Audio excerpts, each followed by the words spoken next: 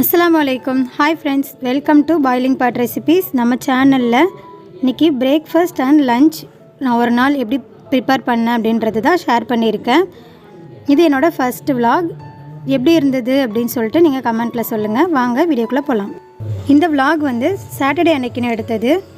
காலையில் டீ குடிக்கிற வேலையெல்லாம் முடிஞ்சதுக்கப்புறமா பிரேக்ஃபாஸ்ட் ரெடி பண்ண கிச்சனுக்கு வந்தாச்சு. இன்றைக்கி பிரேக்ஃபாஸ்ட்டுக்கு சிம்பிளான சேமியா வச்சு ஒரு ரெசிபி தான் பார்க்க போகிறோம். இது ரொம்பவே சிம்பிளாக பண்ணிடலாம், டேஸ்ட்டாக இருக்கும். இதுக்கு ஒரு பேனில் 2 டீஸ்பூன் அளவுக்கு நெய் சேர்த்துக்கலாம். நெய் சூடானதுக்கப்புறமா ஒரு பாக்கெட் அளவுக்கு சேமியா எடுத்துக்கலாம். சேமியா சேர்த்துட்டு நல்லா 2 பக்கம் நல்லா திருப்பி விட்டுட்டோன்னா நல்லா சீக்கிரமாக வறுபட்டு கிடைக்கும். சேமியாவை நல்லா ப்ரௌன் கலர் வர அளவுக்கு நல்லா வறுத்து எடுத்துக்கோங்க. சேமியாவை நல்லா வறுத்து செய்யும்போது டேஸ்ட்டு சூப்பராக இருக்கும். இப்போ சேமியா நல்லா வறுபட்டதுக்கப்புறமா ஒரு பிளேட்டில் மாற்றிடலாம். இப்போ அதே பேனில் 2 டீஸ்பூன் அளவுக்கு நெய் சேர்த்துக்கலாம். நெய் சூடானதுக்கப்புறமா கொஞ்சமாக முந்திரி பருப்பு ஒரு 10லேருந்து 12 சேர்த்துக்கலாம். முந்திரி பருப்பு அது கூடவே காஞ்ச திராட்சையும் சேர்த்துக்கலாம். முந்திரி பருப்பு நல்லா வறுபட்டதுக்கப்புறமா காஞ்ச திராட்சை சேர்த்துக்கோங்க. திராட்சை சேர்த்துட்டு நல்லா உப்பி வர வரைக்கும் வெயிட் பண்ணலாம். திராட்சை நல்லா உப்பி வந்ததுக்கப்புறமா ஒரு தேங்காயில் பால் எடுத்து சேர்த்துக்கலாம். தண்ணிப்பால் தலைப்பால் ரெண்டுமே ஒன்றாவே மிக்ஸ் பண்ணி சேர்த்துக்கலாம். சேர்த்துட்டு நல்லா மிக்ஸ் பண்ணி கொடுத்துட்டு பிஞ்ச் உப்பு சேர்த்துக்கலாம், ஸ்வீட் என்ஹான்ஸ் பண்ணுறதுக்காக.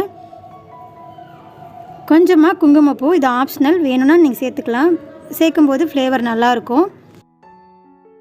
குங்குமப்பூ சேர்த்துட்டு அது கூடவே ஒரு 1/4 கப் அளவுக்கு சர்க்கரை சேர்த்துக்கலாம்.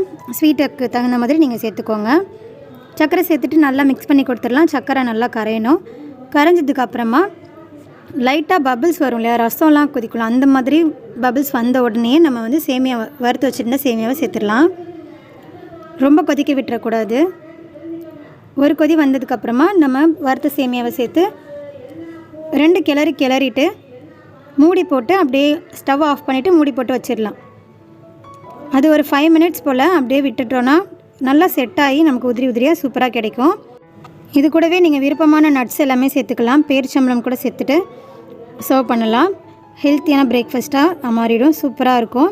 குழந்தைங்களுக்குலாம் ரொம்பவே பிடிச்சமான பிரேக்ஃபாஸ்ட் இது.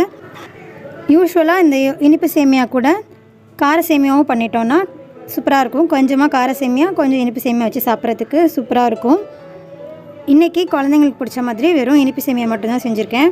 மார்னிங் சாப்பாடு ரெடி ஆகிடுச்சு. சாப்பிட்டுட்டு பாத்திரம்லாம் கழுவி வச்சுட்டு அதுக்கப்புறமா கொஞ்சம் ஒர்க் இருந்தது, அதெல்லாம் முடிச்சுட்டு ஒரு 11 மணி போல் நான் கிச்சனுக்கு வந்திருக்கேன். இப்போ டைம் 11 ஆகுது.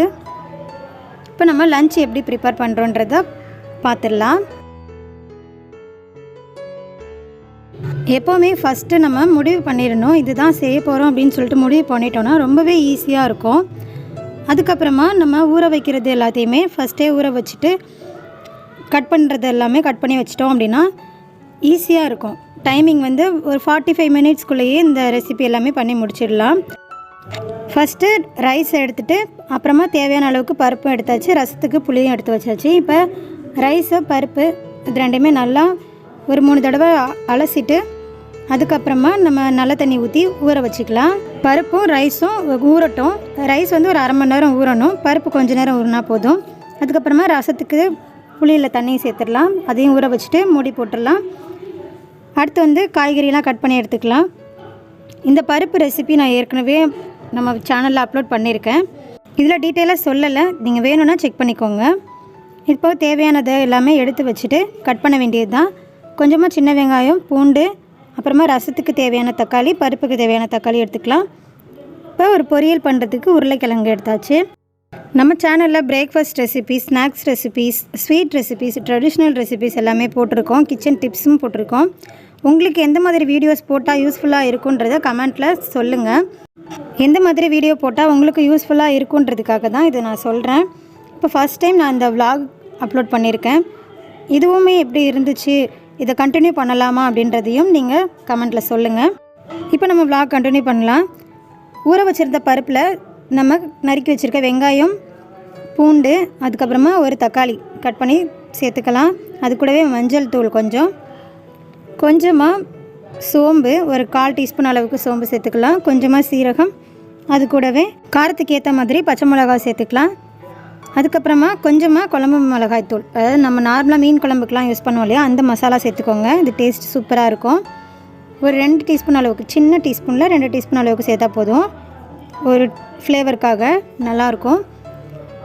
இதெல்லாம் சேர்த்துட்டு நல்லா மிக்ஸ் பண்ணிவிட்டு குக்கர் மூடி போட்டு விசில் வச்சிடலாம். ஒரு 5லேருந்து 6 விசில் வச்சா கரெக்டாக இருக்கும். நல்லா குழஞ்சி வந்துடும். இதுக்கிடையில் நம்ம அரிசிக்கு உல வச்சிடலாம். சோறுக்கு தண்ணி கொதிக்க வைக்கிறதுக்கும் பானை வச்சுட்டு அதுக்கப்புறமா பருப்பு நம்ம அடுப்பில் வச்சுட்டோம். இப்போ நம்ம ஸ்டவ் ஆன் பண்ணிட்டோன்னா அது ரெண்டும் வேகிறதுக்குள்ளே நம்ம பொரியல் வேலையை பார்த்துடலாம். நம்ம வெங்காயம் வெட்டுற தோல், உருளைக்கிழங்கு தோல் இது எல்லாமே வேஸ்ட் பண்ணாமல் செடி வளர்த்திங்க அப்படின்னா அதில் போடுங்க. நல்ல உரமாக இருக்கும். பூச்செடிங்களுக்கெலாம் போடும்போது நல்லா பூக்கும். உருளைக்கிழங்கு இப்போ தோல் சீவிட்டு நம்ம ஸ்லைஸாக போடலாம். அதாவது ரவுண்டாக போட்டு அதை அப்படியே நம்ம பொடி மாஸ் மாதிரி செய்ய போகிறோம். உருளைக்கிழங்கு எல்லாத்தையுமே கட் பண்ணி எடுத்ததுக்கப்புறமா சைட் பை சைட் நம்ம பருப்பு வச்சோம் இல்லையா, அந்த அடுப்பையும் பார்த்துக்கலாம். பருப்பு நல்லா விசில் வந்துடுச்சு, உலையும் கொதிச்சிருச்சு. இப்போ நம்ம அரிசி போட்டுடலாம்.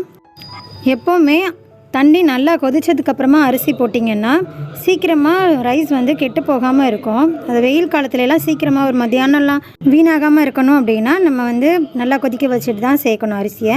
அரிசி சேர்த்துட்டு கூடவே கல் உப்பும் சேர்த்துட்டு நல்லா மிக்ஸ் பண்ணிவிட்டு நம்ம கொதிக்க விட்டுடலாம். அடுத்து நம்ம பொரியலுக்கு ரெடி பண்ணிக்கலாம். 1/2 டீஸ்பூன் அளவுக்கு மஞ்சள் தூள், 1 டீஸ்பூன் அளவுக்கு மிளகாய் தூள், உங்கள் காரத்துக்கு ஏற்ற மாதிரி நீங்கள் கூட்டியோ குறைச்சோ சேர்த்துக்கலாம். அது கூடவே குழம்பு மிளகாய் தூள், நார்மலாக மீன் குழம்புக்கு யூஸ் பண்ணுற மசாலா தூள் தான்.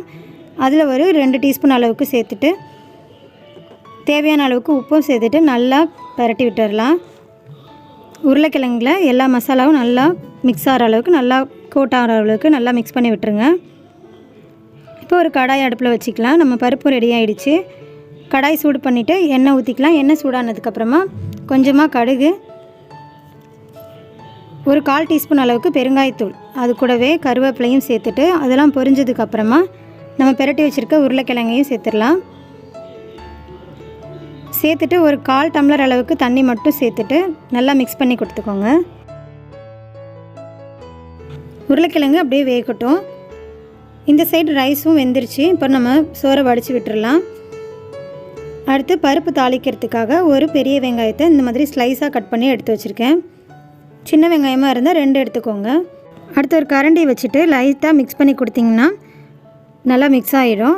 இது ரொம்ப குலைவாகவும் இருக்கக்கூடாது, ரொம்ப பருப்பாகவும் இருக்கக்கூடாது. லைட்டாக கொஞ்சம் இந்த மீடியம் கன்சிஸ்டன்சியில் இருந்துச்சுன்னா கரெக்டாக இருக்கும். இப்போ நம்ம தேவையான அளவுக்கு உப்பு சேர்த்துட்டு நல்லா மிக்ஸ் பண்ணி கொடுத்துக்கலாம்.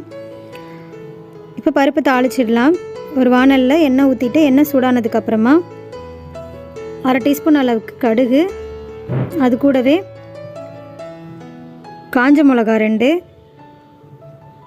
வெட்டி வச்சுருக்க வெங்காயம் அதையும் சேர்த்துட்டு வெங்காயம் நல்லா பொன்னிறமாக வர அளவுக்கு நல்லா வதக்கி விட்டுடலாம்.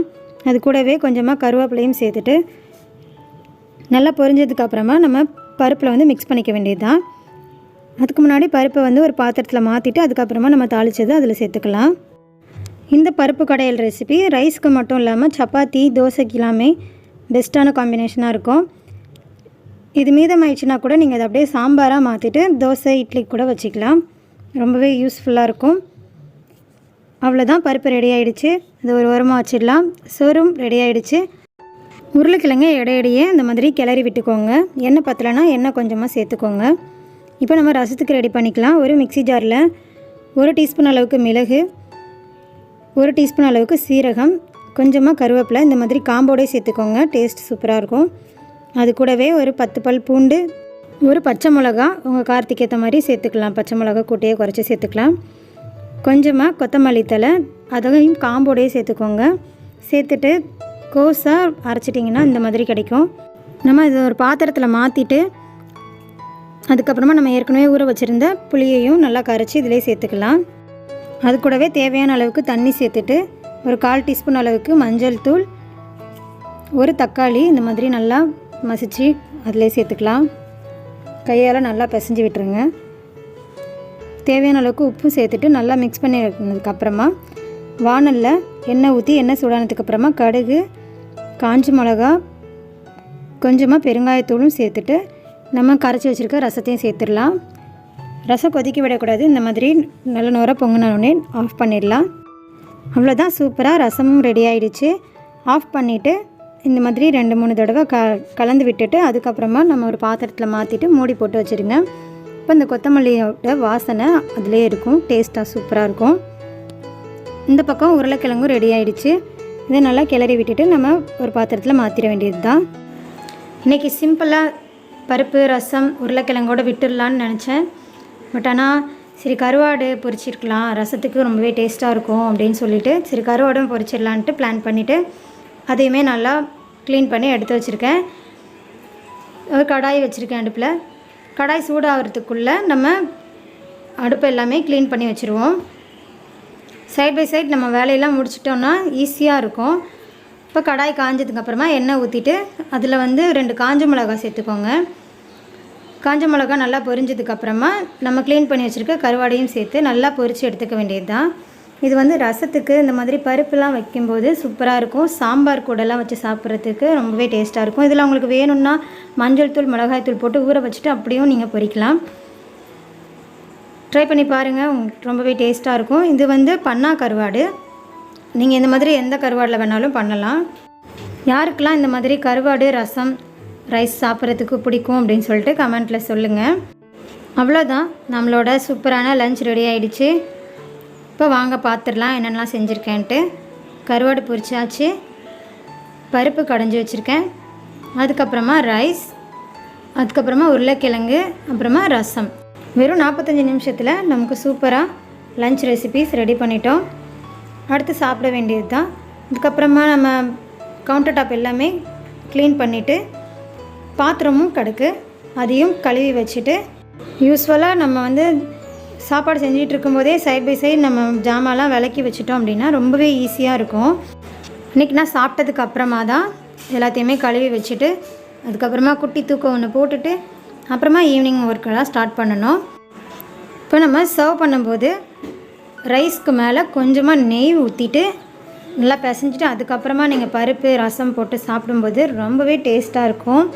இந்த டிஷ் கண்டிப்பாக ட்ரை பண்ணி பாருங்கள். சிம்பிளாக இருந்தாலும் ரொம்பவே டேஸ்ட்டான ரெசிபி. இது கூடவே நீங்கள் கொஞ்சமாக அப்பளமும் வச்சுக்கிட்டிங்கன்னா ரொம்பவே டேஸ்ட்டாக இருக்கும். வெறும் அப்பளமும் பருப்பு ரசம் மட்டும் வச்சாலுமே ரொம்பவே டேஸ்ட்டாக இருக்கும். இந்த வீடியோ பிடிச்சிருந்ததுன்னா லைக் பண்ணுங்கள். யூஸ்ஃபுல்லாக இருக்கும்னு நினச்சிங்கன்னா உங்கள் ஃபேமிலி அண்ட் ஃப்ரெண்ட்ஸ் கூடயும் ஷேர் பண்ணிக்கோங்க. மறக்காமல் சப்ஸ்கிரைப் பண்ணிக்கோங்க. அப்படியே பக்கத்தில் இருக்க பெல் பட்டனையும் கிளிக் பண்ணிக்கோங்க. ஆல்ன்ற ஆப்ஷனையும் கிளிக் பண்ணி கொடுத்துக்கோங்க. இப்போ தான் நாங்கள் போடுற வீடியோஸ் எல்லாமே நோட்டிஃபிகேஷனாக கிடைக்கும். தேங்க்ஸ் ஃபார் வாட்சிங்.